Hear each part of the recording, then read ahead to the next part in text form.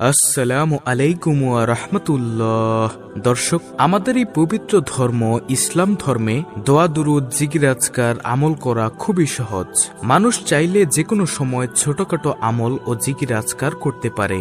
বিনিময়ে আল্লাহ তাআলা বিপুল পরিমাণে সওয়াব দিয়ে থাকেন এবং আল্লাহ তাআলা সন্তুষ্ট হয়ে অগণিত পুণ্যে সমৃদ্ধ করেন, আখিরাতের সর্বোত্তম বিনিময় দান করেন। মুসলিমদের স্থায়ী ঠিকানা হলো জান্নাত। পৃথিবীর জীবন ক্ষণস্থায়ী, পরকালই অসীম অনন্ত। 2 দিনের এই জীবনে জান্নাতে যাওয়ার প্রস্তুতি নেওয়াই বুদ্ধিমানের কাজ। আর জান্নাত পেতে হলে অবশ্যই আমাদেরকে আমল করতে হবে, আল্লাহর হুকুম অনুযায়ী চলতে হবে, নবীজির দেখানো পথ অনুসরণ করতে হবে। তাই আজকের ভিডিওতে আমি আপনাদের জন্য খুবই গুরুত্বপূর্ণ 7টি আমল নিয়ে কথা বলবো ইনশাআল্লাহ। যতদিন বেঁচে থাকবেন সকাল সন্ধ্যার এই আমলগুলো করবেন, মৃত্যুর সাথে সাথেই আল্লাহর দয়া ও রহমতে জান্নাতে যেতে পারবেন ইনশাআল্লাহ। দর্শক, আজকের ভিডিওতে বলা আমলগুলো করলে আপনি কি কি পুরস্কার পাবেন সেগুলো সংক্ষেপে জানিয়ে দিচ্ছি। উঠতে বসতে চলতে ফিরতে যদি এই আমলগুলো আপনি করতে পারেন, আপনার জন্য রহমতের দরজা খুলে যাবে, রিজিকের দরজা খুলে যাবে, আপনার সকল কিছুতে বরকত হবে, রুজি রোজগারে বরকত হবে, ঘরে বরকত হবে, হায়াতে বরকত হবে, আপনার সকল কাজে আল্লাহর গায়েবী সাহায্য আসবে, দুনিয়া ও আখিরাতের ভরপুর কল্যাণ অর্জন হবে।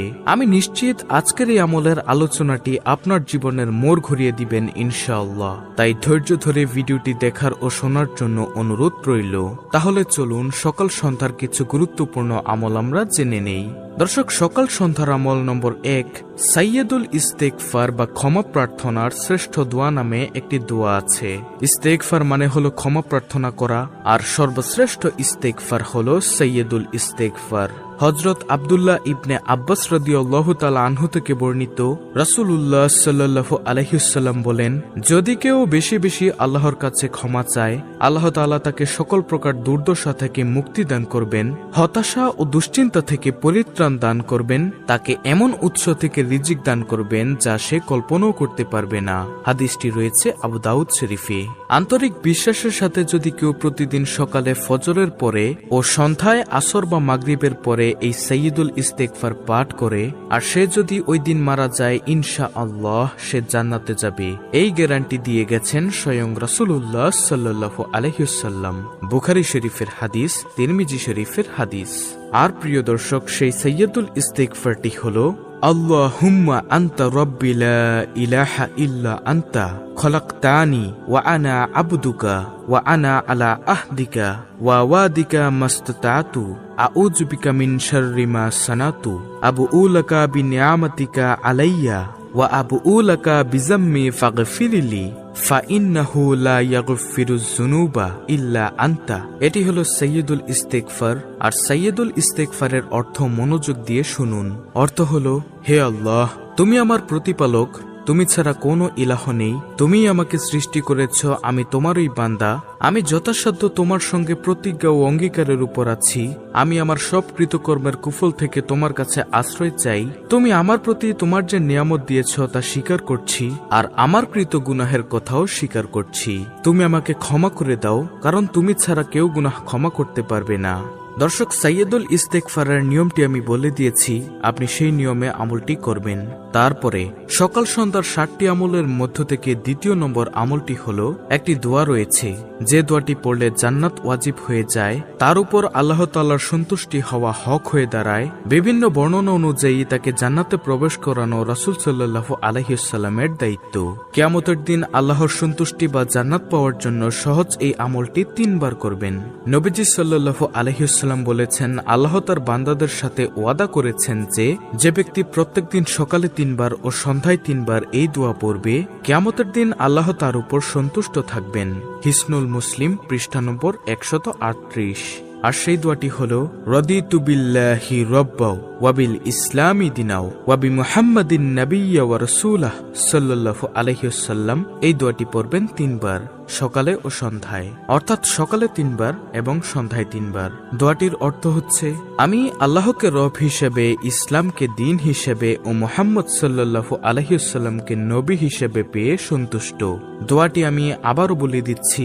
দোয়াটি হলো, রাদিতু বিল্লাহি রাব্বাও ওয়া বিল ইসলামি দিনাও ওয়া বি মুহাম্মাদিন নাবিয়্যা ওয়া রাসূলাহ সাল্লাল্লাহু আলাইহি ওয়াসাল্লাম। তারপরে প্রিয় দর্শক, সকাল সন্ধ্যার আরেকটি আমল হলো দুনিয়া ও আখিরাতের যেকোনো টেনশন বা দুশ্চিন্তা এবং মানসিক অস্থিরতা থেকে বেঁচে থাকার জন্য আমল। এই আমলটি করবেন 7 বার। নবীজি সাল্লাল্লাহু আলাইহি ওয়াসাল্লাম বলেছেন, যে ব্যক্তি সকালে ও সন্ধ্যায় 7 বার এই দোয়া পাঠ করবে, আল্লাহ তার সকল চিন্তা, উৎকণ্ঠা ও সমস্যা মিটিয়ে দিবেন। সুবহানাল্লাহ। হিসনুল মুসলিম 132 নম্বর পৃষ্ঠা থেকে 133 নম্বর পৃষ্ঠা। আর উল্লেখিত দোয়াটি সূরা তওবার সর্বশেষ 129 নম্বর আয়াতে আল্লাহ তাআলা পড়ার জন্য বলেছেন। আর সেই দোয়াটি হলো, হাসবিয়াল্লাহু লা ইলাহা ইল্লা হুয়া আলাইহি তাওয়াক্কালতু ওয়া হুয়া রাব্বুল আরশিল আজিম। প্রিয় দর্শক, দোয়াটি আমি আবারও বলে দিচ্ছি।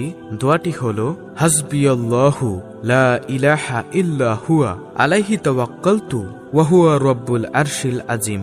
অর্থাৎ আল্লাহই আমাদের জন্য যথেষ্ট, তিনি ছাড়া আর কোনো মাবুদ নেই, আমি তারই উপর নির্ভর করছি, তিনি মহান আরশের প্রভু। দর্শক, দোয়াগুলো ভিডিওর স্ক্রিনে বাংলা উচ্চারণ সহ দেওয়া আছে, আপনারা চাইলে স্ক্রিনশট নিয়ে মুখস্থ করে নিতে পারেন।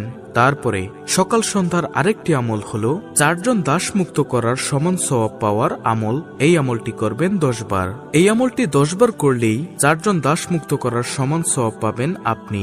আর সেই আমলটি, সেই দোয়াটি হলো, লা ইলাহা ইল্লাল্লাহু ওয়াহদাহু লা শারিকা লাহু লাহুল মুলকু ওয়া লাহুল হামদু ওয়া হুয়া আলা কুল্লি শাইইন কাদির। নবী করিম সাল্লাল্লাহু আলাইহি ওয়াসাল্লাম বলেছেন, যে ব্যক্তি এই দোয়াটি দিনে 10 বার পাঠ করবে, সে ব্যক্তি ইসমাইল আলাইহিস সালামের বংশের 4 জন দাস মুক্ত করার সমান সওয়াব পাবে।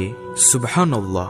সহিহ বুখারী শরীফের হাদিস, হাদিস নম্বর 6404, মুসলিম শরীফের হাদিস, 4th খণ্ড, হাদিস নম্বর 2071। তারপরে প্রিয় দর্শক, সকাল সন্ধ্যার আরেকটি আমল হলো আয়াতুল কুরসি পাঠ করা 1 বার। আয়াতুল কুরসি হলো সূরা বাকারার 255 নং আয়াত।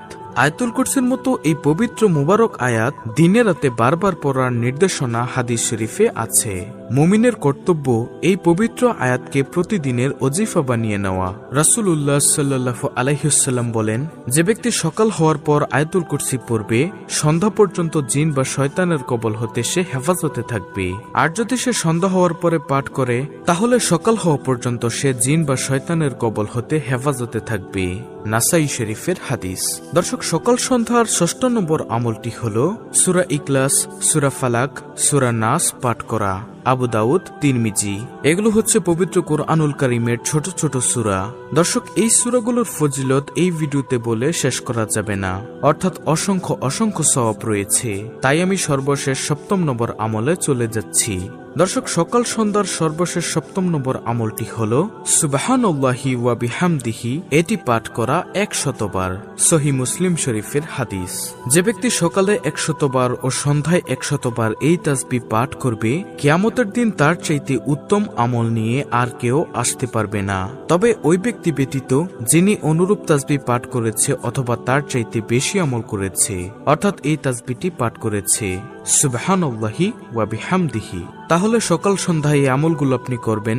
আমলগুলো আমি একের পর এক উচ্চারণ সহ স্ক্রিনের মধ্যে দিয়ে দিয়েছি, আপনারা দেখে দেখে শিখে নিতে পারেন। ভিডিওটি ভালো লাগলে অবশ্যই চ্যানেলটিকে সাবস্ক্রাইব করে পাশে থাকা বেল বাটন অল বাজিয়ে দিবেন। ভিডিওটিতে একটি লাইক দিবেন এবং কমেন্টে আমিন লিখবেন এবং অন্য মুসলিম ভাই বোনদের কাছে ভিডিওটি শেয়ার করে দিবেন, যেন তারাও এই সকাল সন্ধ্যার 7টি আমল দেখে শিখে করতে পারে। আল্লাহ রাব্বুল আলামিন আমাদের সকলকে উপরোক্ত আমলগুলো সহিহ শুদ্ধভাবে করার তৌফিক দান করুন। আমিন।